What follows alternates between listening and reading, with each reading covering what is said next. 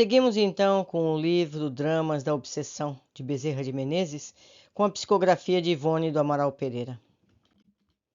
Capítulo 28. Pelo ano de 1910, seria difícil encontrar-se numa localidade do interior do Brasil uma maternidade, um hospital que acolhesse gestantes na hora crítica do seu sucesso. Mesmo nas capitais dos estados e até no Distrito Federal, depararia o médico com mais dificultosas circunstâncias para a solução dos casos em que se via por vezes envolvido, inclusive a tremenda falta de recursos para o bom êxito das suas atividades profissionais.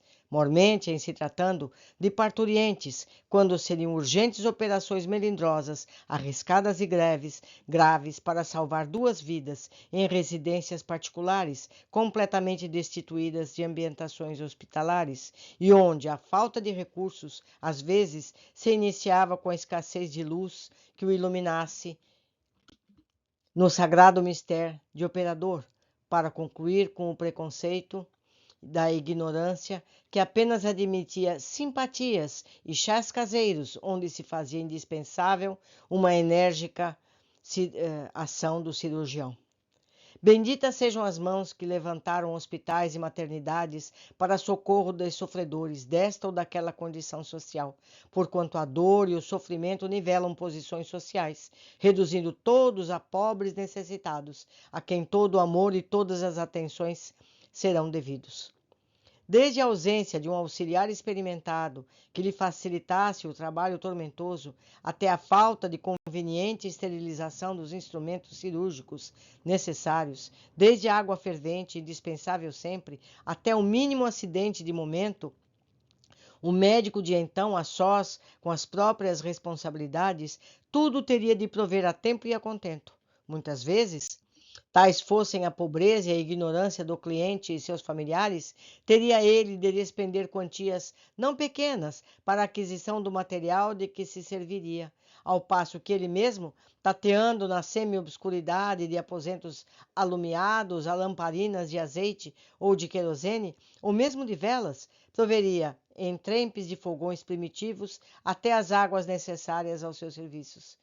E isso o médico faria de bom grado, sem queixas nem revoltas, para que, adiante de Deus, não sentisse abrasar a consciência, maculada pelo descaso, no sagrado cumprimento do dever, junto a um doente que nele confiava, quase tanto quanto ao próprio Criador. Hoje ainda, como espírito, sou igualmente solicitado para atender doentes terrenos.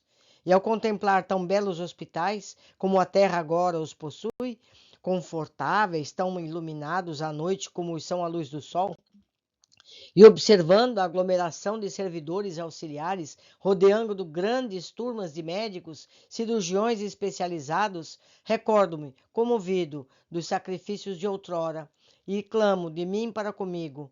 Incontestavelmente, ó meu Deus, a sociedade terrena muito avançou na senda do progresso dentro do século XX.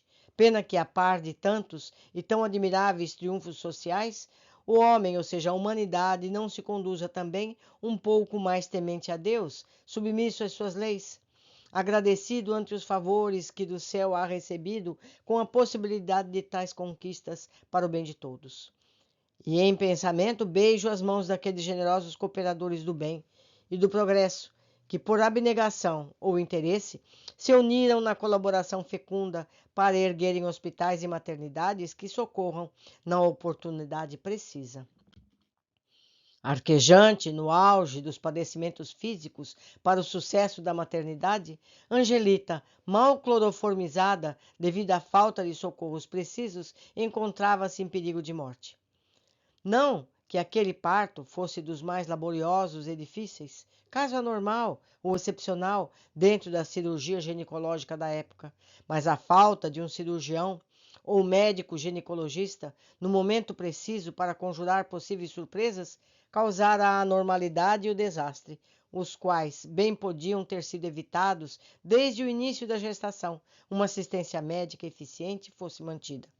Há 50 anos, o preconceito individual, o pudor excessivo e mal interpretado, acompanhando a escassez de recursos e a inobservância higiênica do paciente, dificultariam igualmente a ação do clínico ou do cirurgião, cujos serviços, geralmente, apenas eram solicitados para uma parturiente à última hora, quando já se evidenciava o desastre, e quando jamais nada, ou quase nada, seria possível tentar para conjurar os graves acidentes sempre possíveis. Seria desdouro social para uma gestante, recém-casada ou não, o fato de se transportar do seio da família para um hospital ou uma maternidade, no caso de existir uma ou outra dessas instituições na localidade habitada.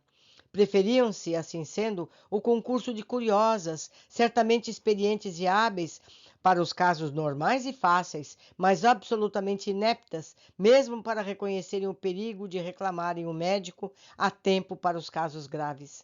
Daí, outrora, a calamitosa mortandade de parturientes, problema cujos reflexos atingiram as preocupações de além-túmulo, pois nem sempre existiria a expiação ou o resgate em tais casos, e que rigores do Código Penal terreno removeram com a exigência de certificados e habilitações para as assistentes comuns, no caso de os hospitais remediarem, em grande parte, tratando de humanitárias internações e assistências constantes às próprias gestantes.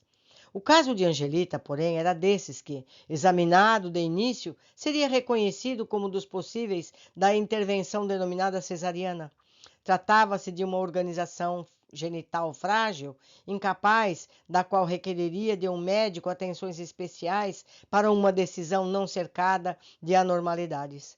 Em chegando à câmara onde o drama cirúrgico se desenrolava, percebi enternecido que meu pobre colega terreno envidava todos os esforços para levar a bom termo seu dever, desdobrando-se em habilidades para salvar a jovem mãe, já que não seria mais possível operá-la em moldes e salvar também o nascituro, cuja morte intrauterina se verificara com a aspereza da operação.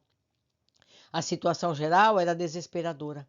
A intervenção acerba, não mais podendo ser cesariana, em vista da indecisão em reclamar a presença do médico, somente fora realizável com o despedaçamento do entezinho, que houvera de sofrer trepanação, esmagamento do crânio, esquartejamento, etc., em impressionantes condições.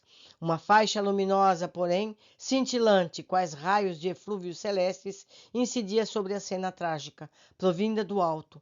Vultos angelicais, não apenas integrantes da falange de Antônio de Pádua, mas obreiros comuns e permanentes da beneficência, destacados pela cabeceira de enfermos, pois as leis da criação provêm sabiamente às necessidades gerais do universo, não esperando súplicas humanas para atendê-las, mas aceitando-as gratamente, como veículos para seu acréscimo de misericórdia.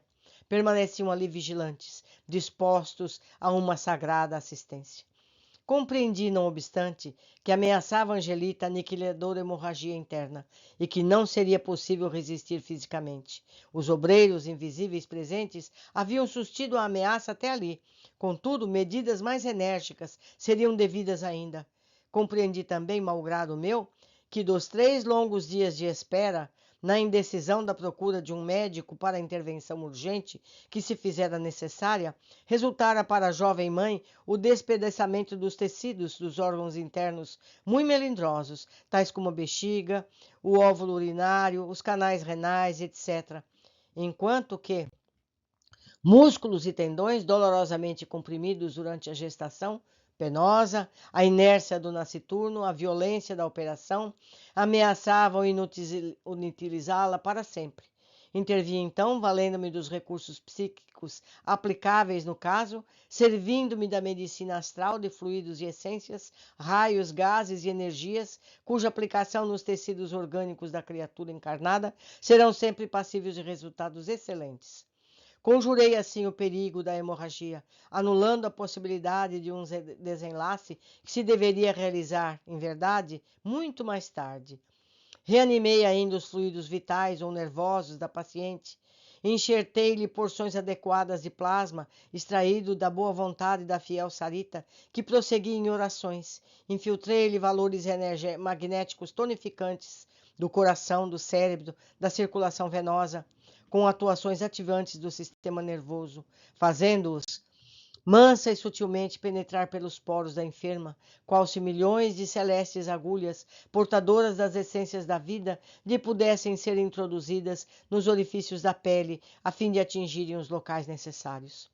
O médico ou o espírito desencarnado, já cônscios de deveres e de responsabilidades, se os desejarem, verão o corpo humano destituído até mesmo de sua armadura de carnes e músculos, contemplando, de preferência, as vísceras, a rede de nervos ou as artérias, a circulação do sangue, os ossos, tudo aquilo que seja mistério examinar. Para ele, a pele que recobre o corpo humano não existirá, ou também será um rendilhado tênue, qual o tecido denominado filó, e os poros, então, serão visíveis quais orifícios de um favo de mel. Daí a facilidade da minha intervenção psíquica, tonificando os órgãos da paciente com os produtos medicinais do laboratório do plano astral. Enquanto o cirurgião terreno concluía o seu terrível tarefa, depondo em vasilhame caseiro os despojos sanguinolentos do infeliz, produto que seria o primogênito do casal, e em todo esse drama acerbo não se distendessem os ecos expiatórios do efeito de remota causa existente no pretérito de ambos os esposos e também do nascituro, do bebê. Meus amigos, o caso que eu relatei para vocês no capítulo anterior foi muito parecido com esse, mas felizmente foi salvo o bebê, foi salva a mãe, não aconteceu nada de triste. O parto deu-se finalmente com sucesso. Deixamos vocês aqui hoje e aguardo a todos no próximo capítulo.